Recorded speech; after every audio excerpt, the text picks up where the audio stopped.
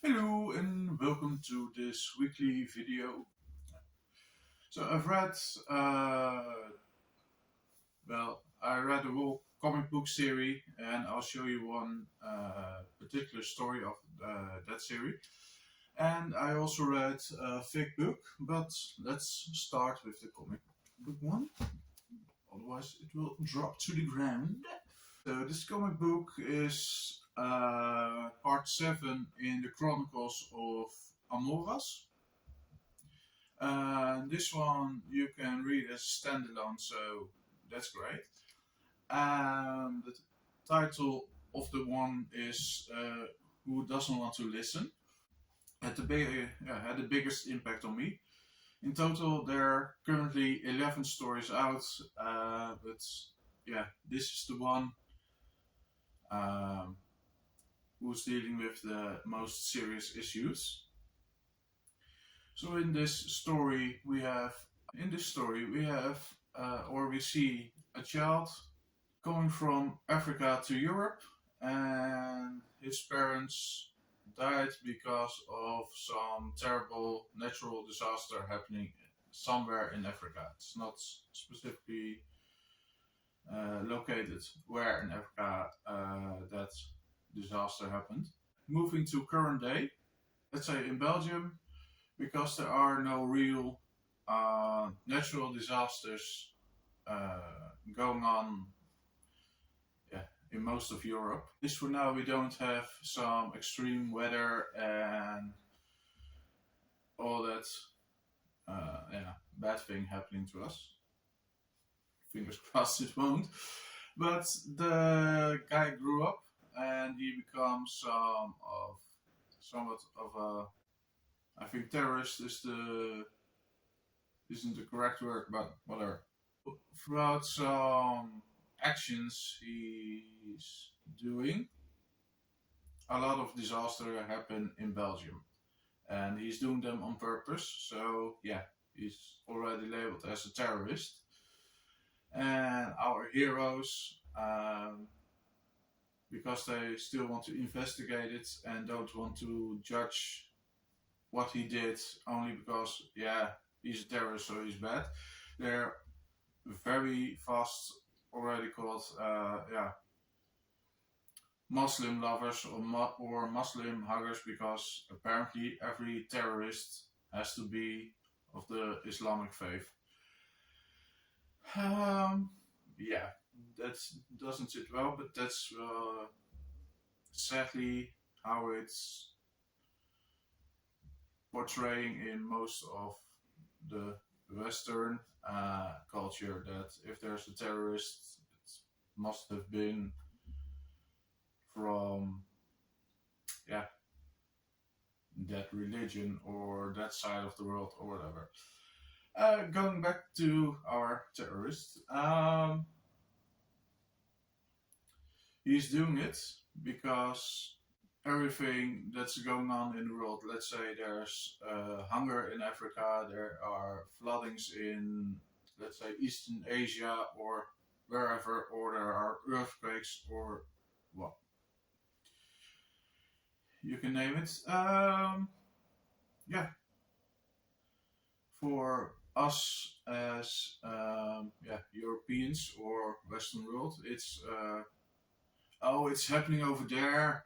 It's far away. We don't have to care about it, or we don't have to think about it because yeah, it's happening there and that won't happen to us, so we are safe. Yeah, hey, woohoo!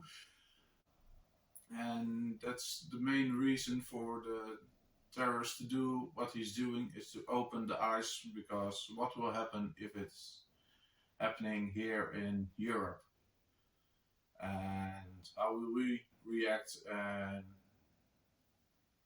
yeah, that's mostly what this story is dealing about. So yeah, like I said, it's a very hard topic to read about, but it's the one I think within the series. This is the one that stand out the most, at least with the most useful message. So if you ever see it, or you're trying to read it or whatever, please read this one. And then for some happier book, no, the Father Brown mysteries in it. So I've read book 2 in it, and that one's called The Wisdom of Father Brown. Yeah, Father Brown is a priest of some sorts, and he's solving mysteries. That's basically it. Yeah, in The Wisdom of Father Brown, we read 12 short stories, or mostly he's not the main character in the story, but he's the one who's solving the crime or the mystery of whatever happens in them. So, yeah, not always murders, but there's one mystery in particular, what's it called? The mystery of the purple wig.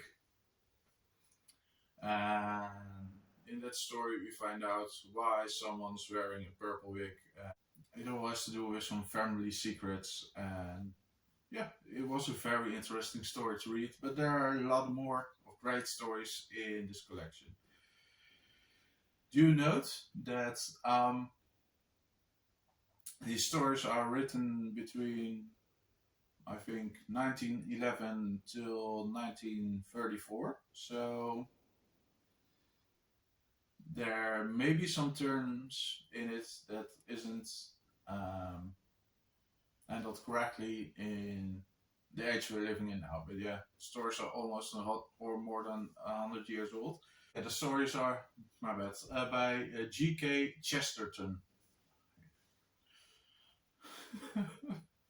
Can't believe I forgot the dude's name. Yeah. Like I said, I've read this part of the short stories. They're all short stories, let's say, between, at least in this edition, between 13 and 18 pages max, for the setup and the conclusion of every mystery that's happening in them. So yeah, it's a very fun way to read, and it's nice to see how crimes are solved. There's also one with a lie detector, and yeah, it's funny to read now that we believe highly in the lie detector and what it does now. But yeah, like I said, it's between 1911 and 1930 something, 34. They already had the beginning of a lie detector, but yeah, that one was very much flawed, and it's nice to see already that modern time technology within almost 100-year-old book.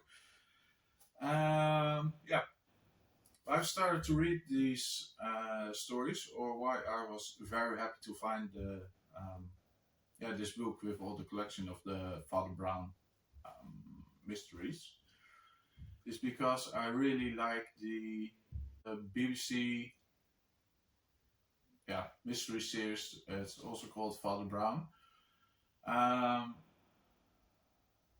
Yeah, I really like that series. It's based upon the character, but some mysteries that are told within all the stories are also in that TV series, but yeah, they modernized it, and I really like that series, and I really like these mysteries. But yeah, there are a lot of differences. There are a lot of main characters in that series that aren't in the book, and the most brilliant burglar, Flambeau, who's, well, each season he has one episode where he's the main villain or whatever, sympathetic burglar. In these books he is, after having committed 2 burglaries and twice being stopped by Father Brown, he's decided to become a detective instead of being a burglar. So most of the time he's witness to whatever happens, or no, not a witness. He's an investigator with Father Brown on those mysteries that happen. Anyway, that was it for me for last week for the reading that I did. Please let me know what you've read last week, and see you in the next video. Bye!